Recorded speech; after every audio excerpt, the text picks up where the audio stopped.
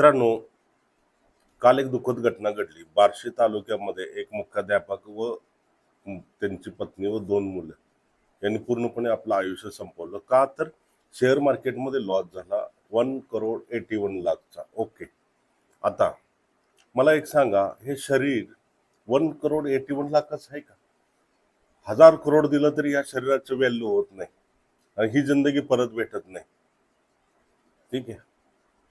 मानतो मी काही चुकीच्या घटना घडल्या असतील, मार्केटमध्ये लॉस झाला असेल, पण जर त्याच ठिकाणी प्रॉपर नॉलेज असतं, प्रॉपरली सेटअप असता, सर्व गोष्टी डिसिप्लिन असतात, तर ही वेळ आली नसती. त्यामुळे असलं हे टोकाचं पाऊल उचलणं, ही घटना म्हणजे एकंदरीत मनाला अत्यंत हेलावून टाकणारी आहे आणि असं परत घडू नये कधीच. पहिले हे शेतकऱ्यांच्या घटना घडायच्या, आता या स्टॉक मार्केटमध्ये पण नाही.